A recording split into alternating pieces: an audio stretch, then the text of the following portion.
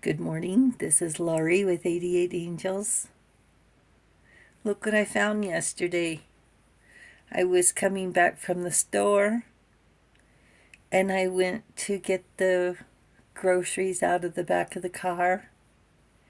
And this was right on the sidewalk by the car. Just a white feather.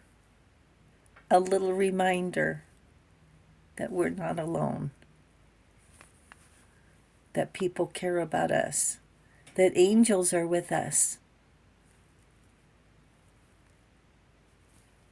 And that there's love.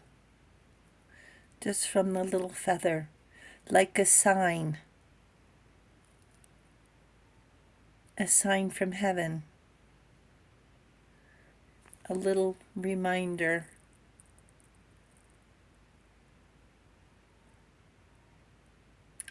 And look what I have for you. So today we're going to talk about a king. He looks like a king, doesn't he?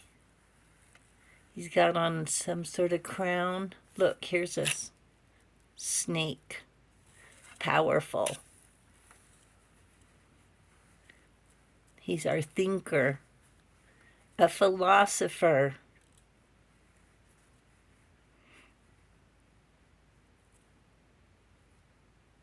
A king of thought. And I have my little piece of moonstone here. For some reason, I just feel like we need a little bit of extra. I'm not sure what I'm thinking. I got caught yesterday in a thought. I got caught in a thought. Like I was taken to another place. I was at home sitting at the table. And my thoughts just drifted so far away, I had to come back and say, just come back. It was, I don't know, I felt like I was being told something important that you guys need to know. I'm not sure. This is a blue moonstone. We talked about him not too long ago.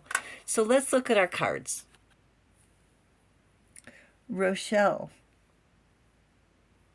is our guardian angel from March 1st to March 5th.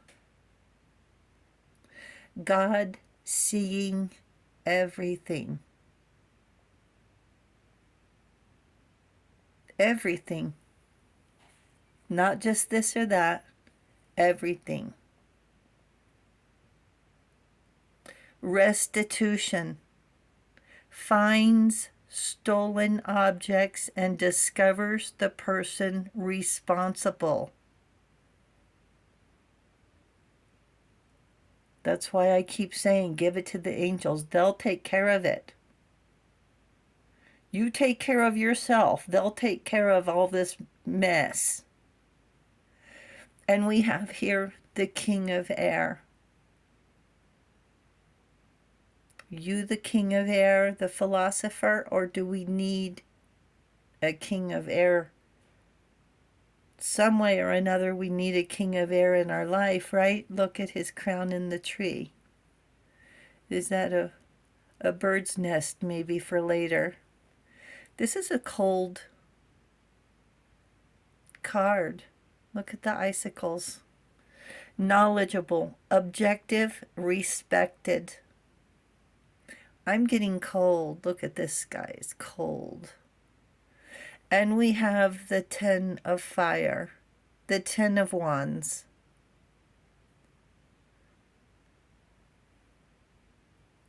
The 10 of wands. Overworked, stressed, imbalanced. The king has cold authority to settle arguments and disagreements. He uses logic, what is more likely to be the truth. Who has the most to gain and who has the most to lose? To find the truth. The dilemma has been set before the king for resolution. But what or who stirred the pot? And why are we here? Sometimes we could use some objective advice. Someone who's not involved.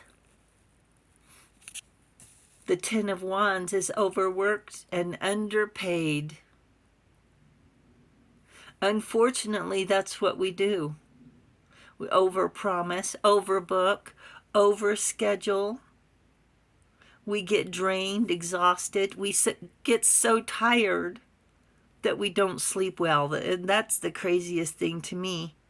Go to bed tired and can't sleep because you're tired. We end up working in our dreams, dreaming about work, burnout. It calls for drastic measures because when we get overwhelmed, we have crazy thoughts of running away and throwing in the towel, quitting our job. Remember when Britney Spears shaved her head? You know, she felt like she was in a corner. Few choices. Making drastic choices that don't make sense. Drastic thoughts, staying in bed, losing our drive, losing our sense of self. This actually happened to me.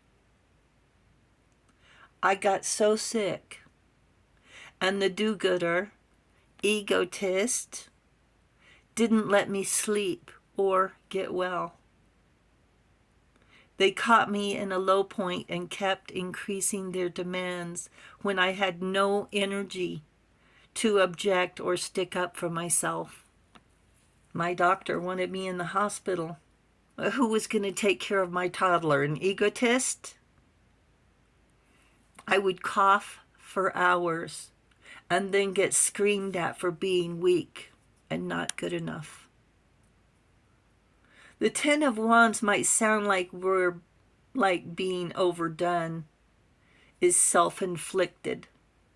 But when it starts taking its toll on our health, that's where they want us, and they'll kick us when we're down. And get this, years later, a few years later, after the angels saved my life, after prayers, begging to live to the angels, years later the egotist comes up to me. Oh, I'm sorry how I treated you when you were sick. To make themselves feel better for what? Inflicting pain?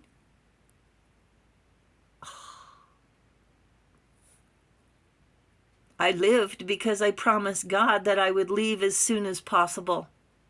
As soon as I could possibly leave, I did. I took my baby and left. And yes, I got dragged into court over and over and over and over.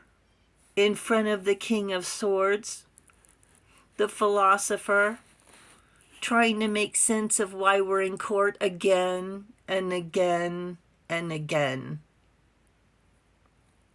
The truth was that the egotist couldn't see me or talk to me outside of a notice to appear.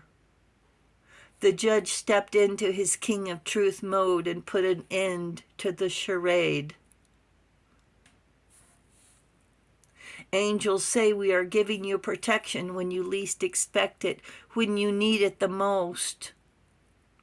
That we get wrapped up into life events, day-to-day routines. When we get overloaded, remember to stop for just a moment and to breathe. Step back. Write it on your list to breathe. Ending up overwhelmed sneaks up on us.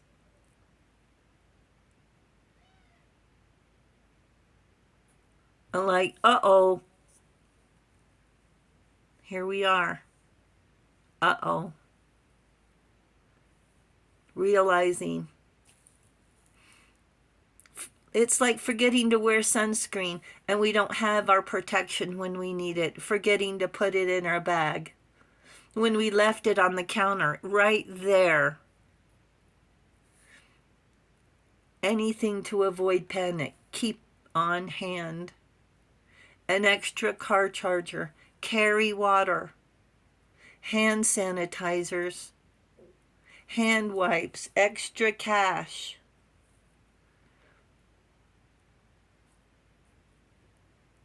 Because it only takes a spur of the moment, and then we're, uh-oh. It's that uh-oh moment. Panic. I was doing everything I was supposed to be doing and got caught off guard in a dangerous way. Double check your backup supplies. Dry milk to make pancakes. Flour, hand soap, vitamins. What about an umbrella and coffee? Check your batteries. What about pet food? They need to be taken care of as well. I have extra jugs of water. I use them all the time just to fill up the humidifier, to fill up the squirrel water dish for outside. I mean, you never know when you're going to need something extra. So the angels say, add us to your list. Those are the chickens next door.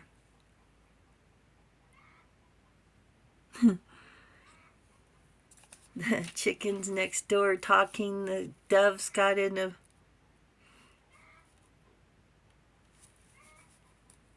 squeak. So angels say, add us to your list. Thank you, angels. Thank you, King of Philosophy. Thank you, viewers and subscribers. You're the best for hitting the subscribe button. We're moving right along. You guys are awesome. And I'll talk to you soon. I love you. Bye.